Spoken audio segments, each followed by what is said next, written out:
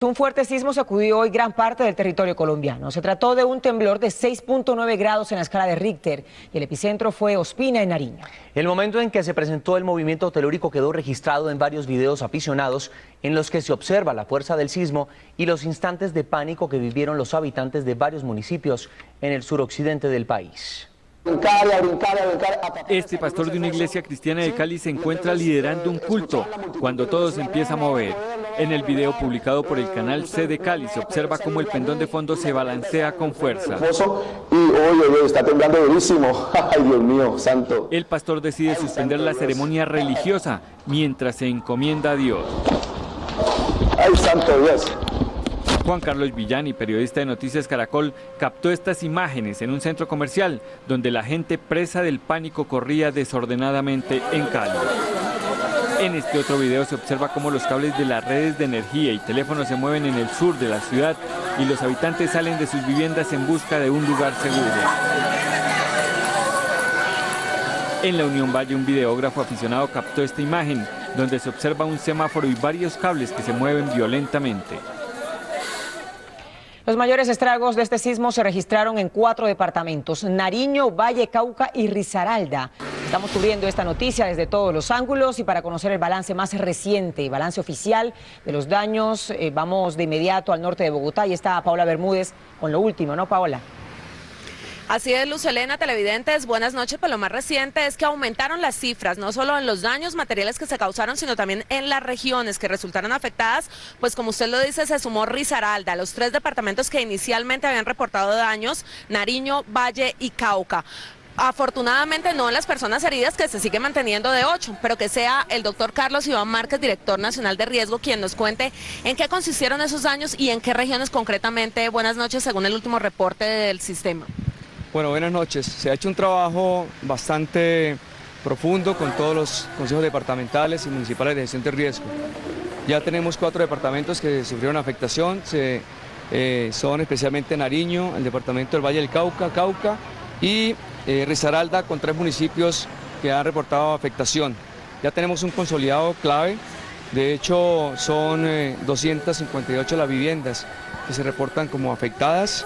Se mantiene el número de 8 personas heridas, las del Charco, que fueron 6, y 2 en el municipio de Timbiquí, en Cauca. De igual manera, hemos tenido un reporte de afectación en otros establecimientos, 10 establecimientos de educación y 1 de salud.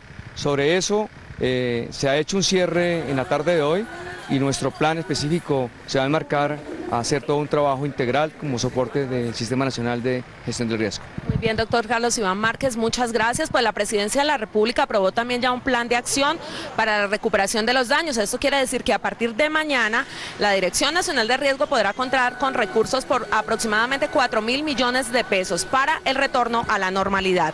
Información desde el norte de Bogotá con Paola Bermúdez en Noticias Caracol. Paola, gracias. Ahora nos trasladamos al departamento de Nariño, donde según las autoridades 9 personas resultaron heridas tras el desplome de una escuela y una iglesia. Natalia Cabrera viajó hasta la población de Ospina, epicentro del movimiento telúrico. Natalia, ¿qué fue lo que encontró? Buenas noches. Hola, buenas noches. Lo que encontramos fue a la gente todavía con un poco de temor, casas agrietadas y por supuesto la afectación en estas viviendas pues hace que las familias tengan el temor de una réplica, sobre todo en horas de la tarde y noche, debido a que en el departamento de Nariño no ha parado de llover, el lodo es abundante y por supuesto las autoridades están pendientes de lo que pueda ocurrir durante esta noche y sobre todo este fin de semana. Este es el panorama en Ospina, Nariño, epicentro del sismo que sacudió al suroccidente del país. Los habitantes de la población narraron los dramáticos momentos que vivieron esta mañana. Ve que tembló duro y como aquí está en zona de riesgo, entonces nosotros vimos que la casa se cayó. Ruth asegura que temieron por sus vidas, pues el temblor sacudió sus viviendas hasta agrietarlas. Nosotros apuramos a sacar los niños, porque temblaba durísimo. Entonces se partió y nos asustamos. En la zona se registraron daños en 3 viviendas. El alcalde de Ospina, Jorge Armando Narváez, dijo que ya se adelantan gestiones para atender a los afectados. Efectivamente, el municipio también hará los esfuerzos necesarios para atender estos casos de estas familias que fueron afectadas.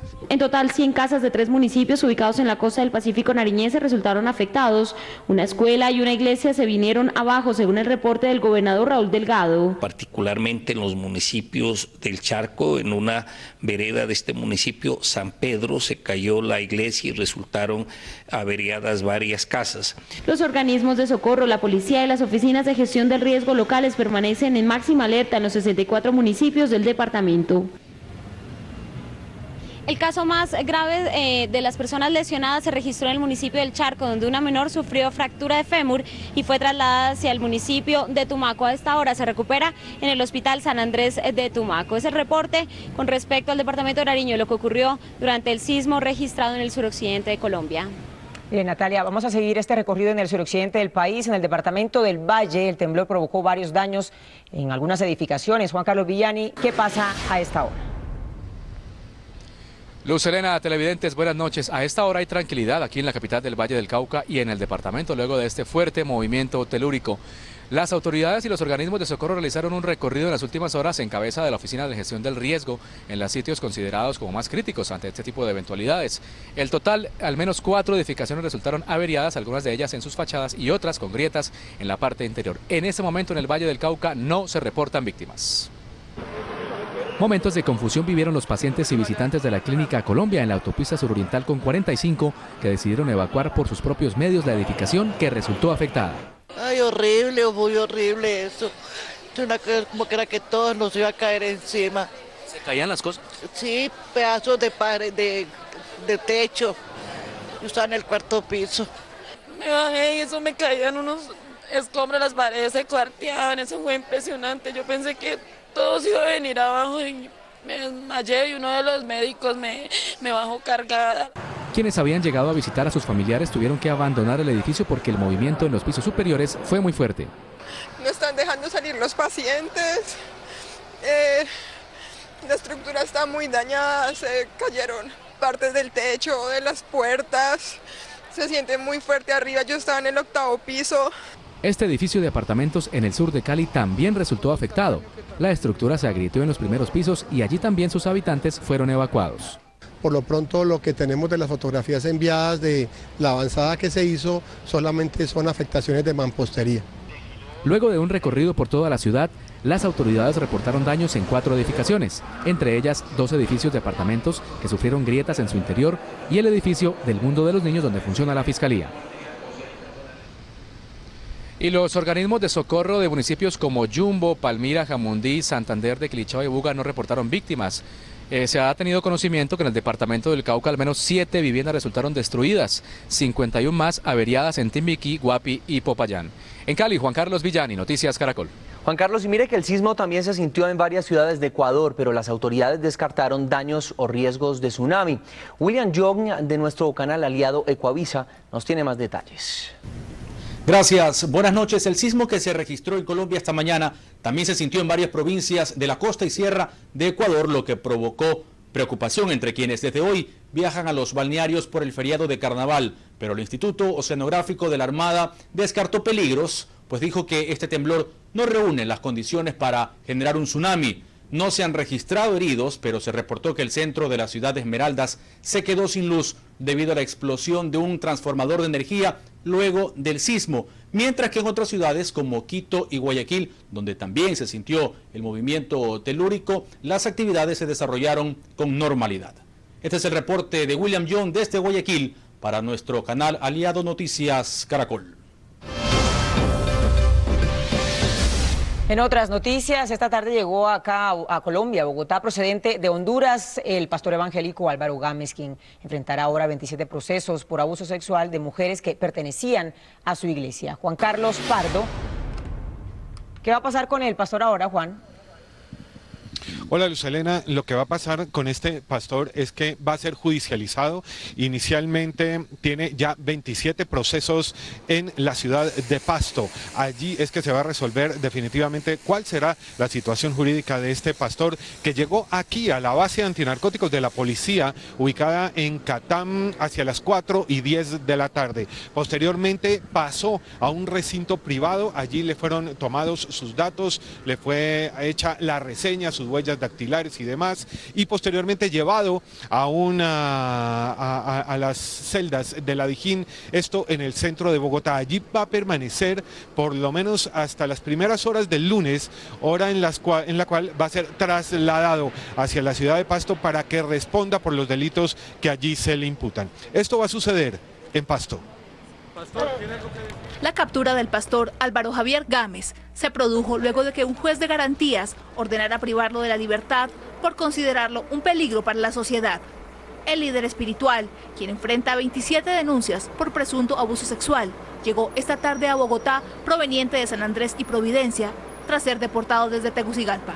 El abogado de las víctimas, Asdrúbal Guerra, dijo que un juez de control de garantías debe legalizar su captura antes de las 36 horas previstas por la ley. Una vez cumplido este requisito, se efectuará la audiencia de acusación en un juzgado de Nariño. En esta diligencia, la Fiscalía le imputaría los delitos de acceso carnal abusivo y abuso sexual en menor de edad. Según fuentes oficiales, el ente acusador ya tiene listo el expediente con las pruebas que utilizará contra el pastor Álvaro Gámez. Por su parte, el abogado del religioso sustentaría su defensa en que las relaciones sexuales habrían sido consentidas por las mujeres y que ellas no estaban en estado de indefensión. Además, negarían que el religioso hubiera tenido relaciones sexuales con menores de edad. De ser hallado culpable, este hombre tendría que enfrentar una condena que podría superar los 30 años de prisión. Se le consultó al pastor a su llegada acá a la base antinarcóticos de la policía si quería decir algo sobre los delitos que se le imputan y él prefirió no hablar, sino dijo que más bien la prensa se podía remitir a hablar con su abogado. Juan Carlos Pardo desde la base antinarcóticos, Noticias Caracol.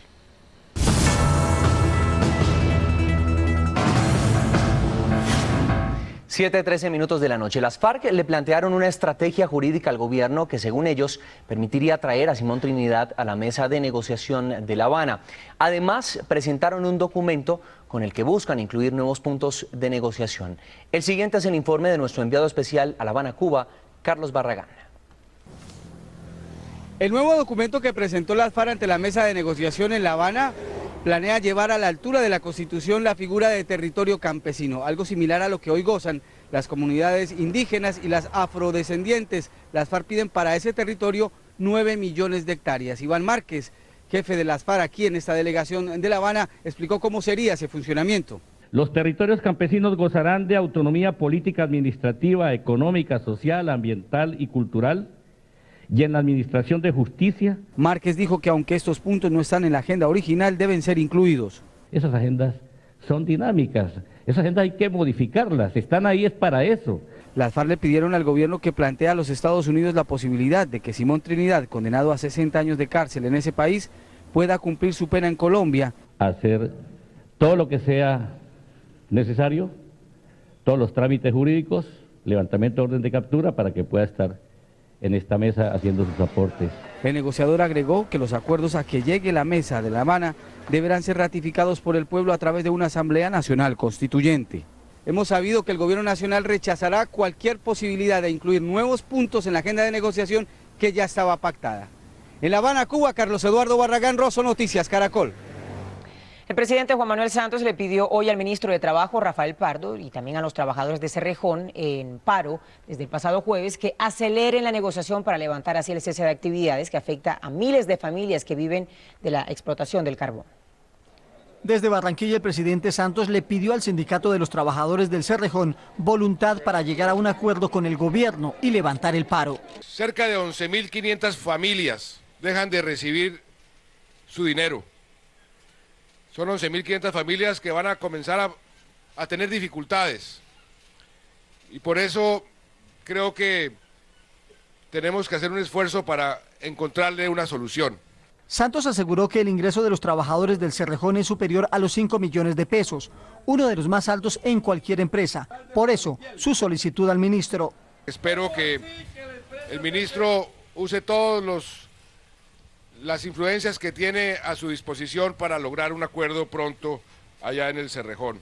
Pero los directivos del sindicato, quienes ya sostuvieron una reunión con el ministro de Trabajo, no ven la solución. En la medida en que estos ejes fundamentales no estén resueltos, lógicamente los trabajadores vamos a continuar desarrollando nuestra huelga legítima. Mientras tanto, Las comunidades aledañas que tienen pequeños comercios cerca al complejo carbonífero denunciaron que las ventas bajaron a un 30% como consecuencia del paro.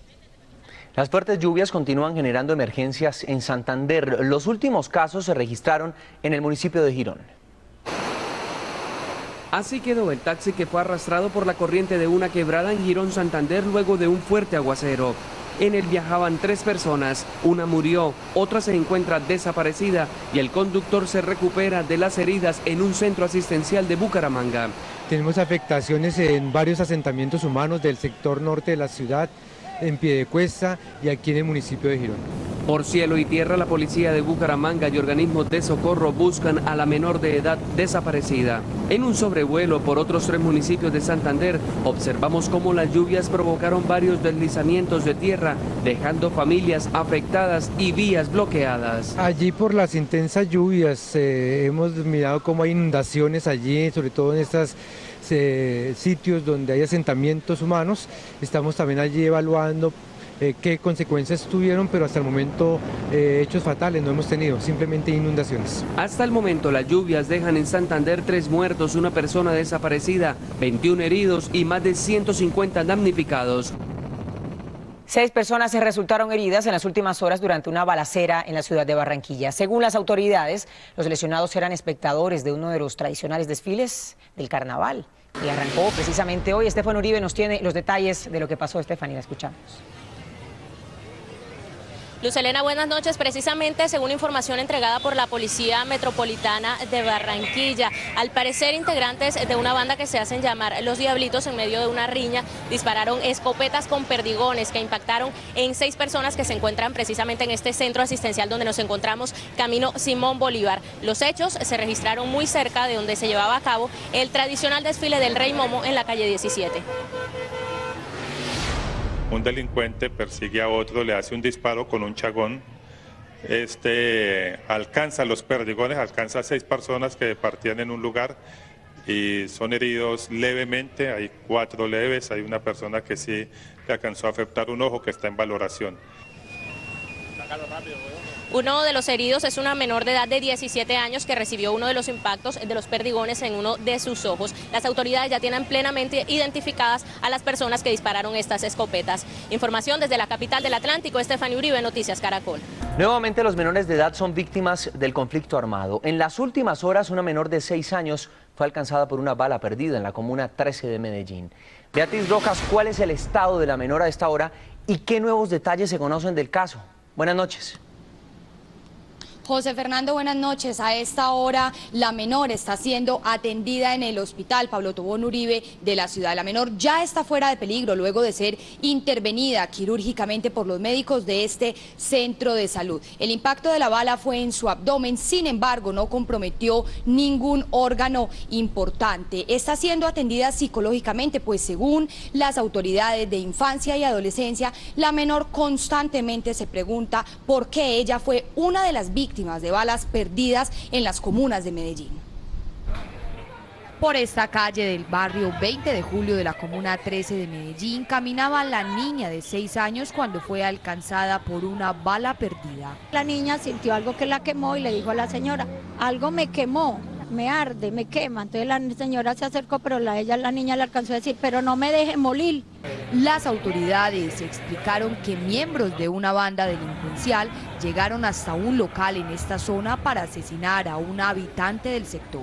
Uno de los disparos que le propinan a esta persona impacta también a una niña de 6 años. Según los familiares, la niña había manifestado su temor por las constantes balaceras en el barrio. Ella hace 15 días nos dijo, qué rico que yo pudiera ir a estudiar a una escuela donde me recogiera un transporte para que una bala no me cogiera. Las autoridades iniciaron la investigación para capturar a los responsables del ataque. Las autoridades han prestado todo su apoyo a los familiares de esta menor y se comprometieron a hacer justicia. Según la Mesa de Derechos Humanos del Valle de Aburrá, en lo que va corrido del año, 15 niños han muerto como víctimas del conflicto armado en la ciudad. Informó desde Medellín Beatriz Rojas, Noticias Caracol. Beatriz, gracias por su reporte. En alerta se encuentran las autoridades por el aumento en el número de casos de dengue en varias regiones del país. Hasta este momento, y de acuerdo con el Instituto Nacional de Salud, en lo que va corrido de este año se han reportado 6.161 casos. Las autoridades de salud se encuentran preocupadas por el aumento de casos de dengue en el país porque en lo que va corrido del año se registra un incremento del 90% comparado con el mismo periodo del año anterior.